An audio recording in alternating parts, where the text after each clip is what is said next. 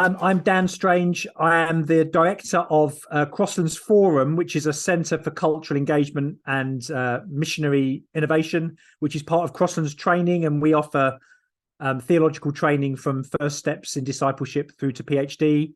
I've been at Crosslands for a few years now. Previously, I was the director of Oak Hill Theological College in London.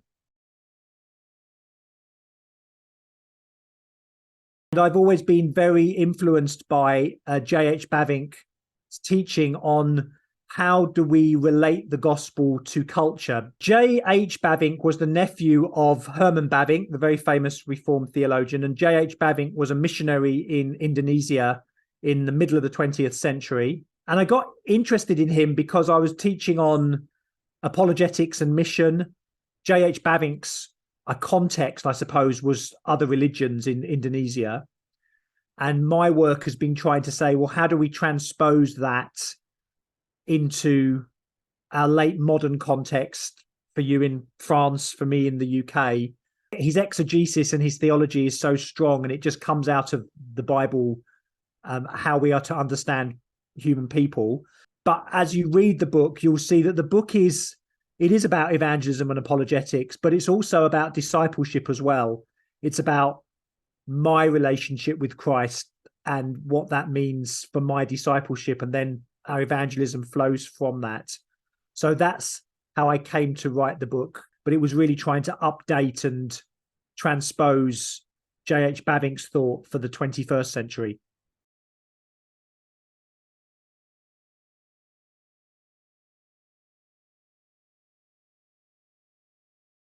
Yeah, so the magnetic points are what make up what Bavinck calls a human's religious consciousness, which itself is the mixture of what it means to be made in God's image, but suppressing and substituting the truth for idolatry. And he says, look, there seems to be this religious consciousness, there seem to be certain similarities that all human beings revolve around, or they don't think about them explicitly. They can do, but it's more their lives are answers to certain questions, which he calls magnetic points. In other words, we're drawn to ask or live out these questions, and there's 5 of them. There's the issue of totality. Is there a way to connect? We look for belonging, knowing that we are insignificant in the universe, and we try to find belonging and significance by connecting ourselves to something bigger. There's norm. We all have a sense of right and wrong. This isn't just the 10 Commandments, or in that sense, it's that we all have norms for living in our culture that we make up often, but we all have norms. So the norm is there a way to live? The third magnetic point is deliverance. Is there a way out? We all think there's something wrong with the world, and the question is, how do we find deliverance from that? And it's not just a looking forward, it's a looking back to like a golden age maybe, but we all look for deliverance in some ways. And then destiny is this idea of we both lead our lives and undergo our lives. It's this idea that we know that we have freedom, and yet sometimes we feel that we're just victims to someone else's game. We're like puppets. So destiny asks, is there a way we control? And then I suppose the super magnetic point, the one that draws them all together, is there a way beyond, a higher power, I suppose, not just a belief in God, but about transcendence.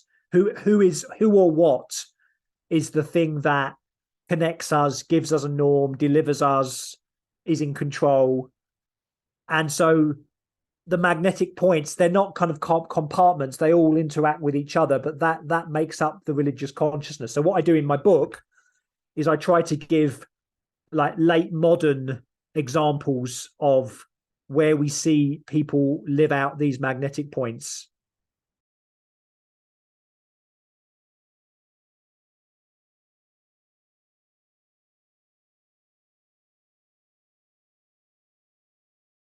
So my big argument is that, and this is based upon my previous book, also translated into French, Plugged In, that Jesus is the subversive fulfillment of culture. So Jesus both subverts and fulfills. He confronts and connects. So in magnetic, I'm arguing that Jesus is the subversive fulfillment of the magnetic point. So let's take the example of belonging, totality. Is there a way to connect? So we look for connection in all kinds of ways to deal with this idea of, are we significant or insignificant? And we find that in, tracing our family tree, our football club. In the book, I talk about France uniting around when the cathedral in Notre Dame burnt down, and how there was a kind of a sense of belonging there.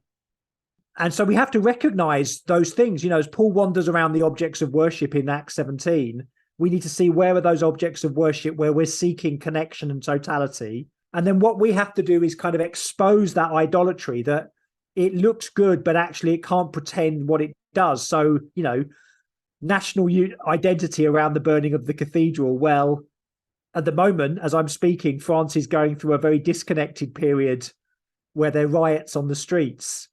For example, in the UK, when the English football team that lots of people support, where you think, oh, there's a lot of connection and belonging there, when England lose, rates of domestic violence go up by 10, 15%.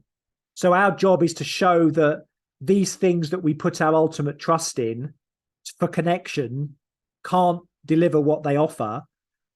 And then we have to show how Jesus both connects with that and confronts it. So for example, on this issue of, are we significant or insignificant, we can't decide which.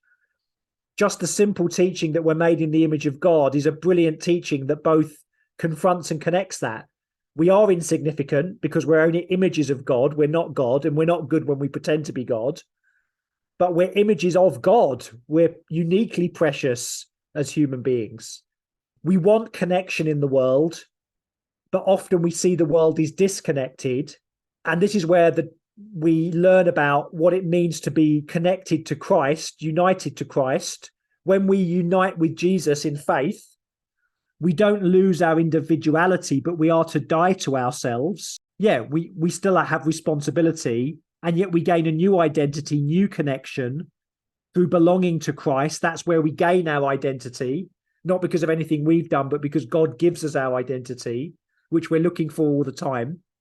But also that we're united in a new community, God's people, the church, which is meant to be this side of the new heaven and the new earth, the most diverse, inclusive, but the most real connection of humanity in a way that is meant to transcend any human organization or association as we unite with people in Christ. So you see how that theology just really helps us connect with people who are looking for connection, but are looking for it in all the wrong places. And Jesus says, no, you need to die to yourself. But when you're united to me, you will find connection. That would be one example.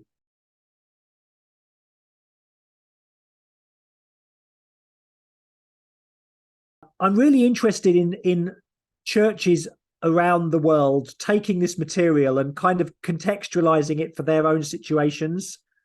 And my prayer would be that people would do that. And I think also, how might we be creative with these magnetic points, not just in our kind of evangelism, but also I think the magnetic points could be really helpful in what you might call pre-evangelism. How can the church create spaces in our very polarized world for us to come and discuss issues of the world and the magnetic points as a way then to introduce people to Christ? And so I think there's lots of innovative ways to use the magnetic points framework. So I suppose one prayer would be that people take up that option to be able to discuss it in their local churches, in their local context. For you in your French context, or even in your Parisian context, or wherever you are. But that could be in Australia, it could be in the UK, it could be in the States, it could be in Malaysia. So that would be one prayer. Thank you.